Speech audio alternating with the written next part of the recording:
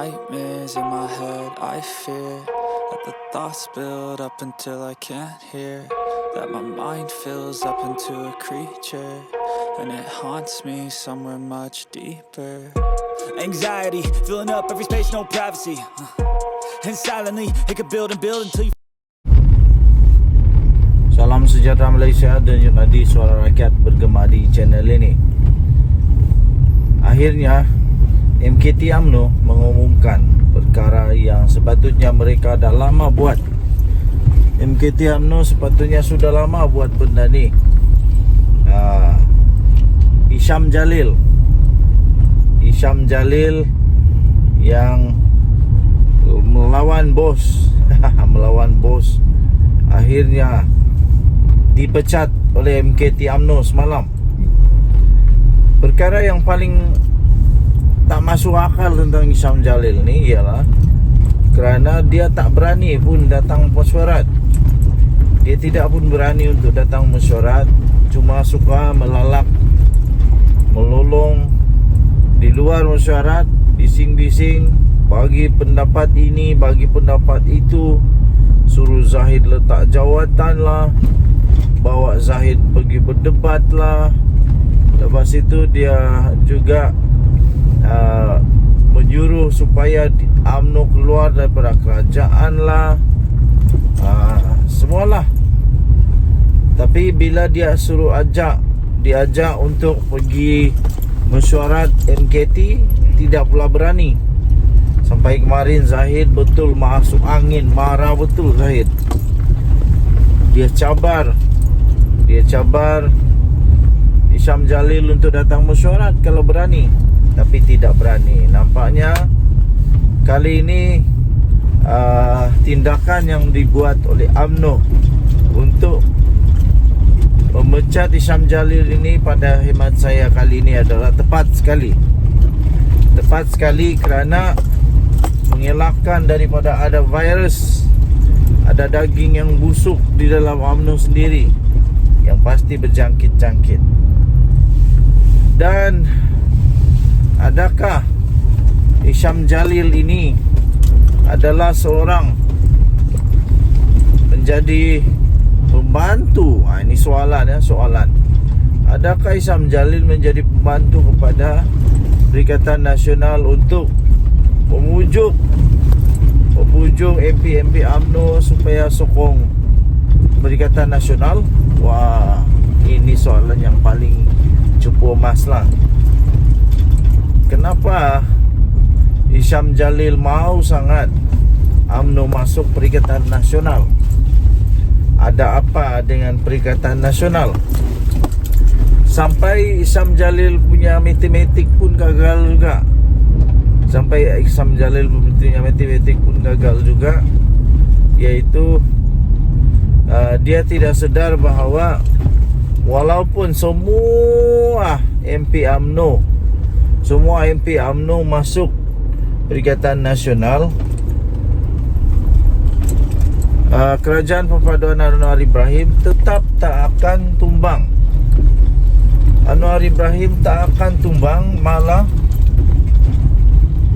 UMNO tidak akan pun mendapat majoriti mudah bersama dengan PAS dan Bersatu serta Gerakan di dalam Perikatan Nasional. Tidak akan mengubah apa-apa pun. Jadi yang ruginya adalah UMNO, sebab UMNO sekarang berada di kedudukan yang terbaik, berada dalam kerajaan. Tapi kalau ikut Perikatan Nasional, UMNO akan hilang segala-gala. Sudahlah jadi pembangkang, tidak kuat lagi, berpecah belah lagi. Itu yang UMNO dapat kalau UMNO keluar daripada Perikatan Nasional, keluar daripada Kerajaan Perpaduan. Jadi baguslah UMNO sudah pecat Isham Jalil. Isham Jalil dah tak ada apa-apa sekarang. Isham Jalil tiada apa-apa. Dejan Nadi, Suara Rakyat bergema di channel ini. Jangan lupa tekan butang subscribe, like dan share. Bye-bye. Salam sejahtera Malaysia. Selamat pagi tuan-tuan dan puan-puan yang dihormati sekalian. Dari dulu sampai sekarang masih lagi menjadi tanda tanya misteri. Sebenarnya Khairi Jamaluddin sekarang menyokong parti yang mana? Dan sudah banyak kali sebenarnya dari segala banyak pihak, banyak parti yang sudah mendedahkan bahawa kalau Khairi Jamaluddin nak masuk parti itu dialu-alukan, dan kalau Khairi Jamaluddin perlu masuk parti itu dia dialu-alukan sangat. Terutamanya saya masih ingat ketika DAP, ketika seorang bekas ahli parlimen DAP dipanggil oleh Khairi Jamaluddin di keluar sekejap KS di satu saluran yang dikendalikan oleh Khairi Jamaluddin sendiri. Khairi Jamaluddin tanya, kenapa dia patut masuk DAP? Kerana DAP terus menjawab dengan serta-merta. Pada waktu itu bekas ahli parlimen DAP itu menjawab, kerana Khairi Jamaluddin boleh jadi calon Perdana Menteri untuk DAP. Inilah yang saya mau ulas ini tuan-tuan dan puan. Pada pendapat saya, Khairi Jamaluddin baguslah masuk DAP daripada mana-mana parti. Antara dua saja yang sebenarnya saya nampak Khairi Jamaluddin sekarang ini sesuai dengan pembawaan dia, sesuai dengan perwatakannya, sesuai dengan cara dia berfikir, iaitu DAP atau PKR. Kedua-dua parti ini pada pendapat saya adalah amat bersesuaian. Lagi pula di dalam DAP dan PKR ada ramai yang berfikiran ke depan, terbuka, dan berfikiran secara kreatif, kritis, dan sangat-sangat baguslah. Tidak pentingkan pangkat, tidak pentingkan kedudukan. Buktinya ialah Khairi Jamaluddin sampai sekarang dia belum lagi mau terima apa-apa gelaran Datuk Sri kah, Tan Sri kah, tidak. Kerana pada Khairi Jamaluddin semua darjat ataupun gelaran itu tidak penting. Yang penting adalah untuk menjadi wakil rakyat yang berhikmat menjalankan tugas. Jadi saya fikir baguslah kalau Khairi Jamaluddin masuk DAP. Kerana ya betul apa yang dikatakan oleh bekas MP DAP itu betul sekali. Iaitu kalau Khairi Jamaluddin masuk DAP, akhirnya DAP ada calon Perdana Menteri. Kerana calon Perdana Menteri ataupun orang yang boleh jadi Perdana Menteri mengikut Perlembagaan Negara Malaysia, bukan selalunya, tapi dia mestilah beragama Islam. Okey, jadi kerana itu Khairi Jamaluddin kalau dia masuk DAP, betul-betul dia on time. Betul-betul dia berada dalam masa yang tepat, dia boleh jadi Perdana Menteri.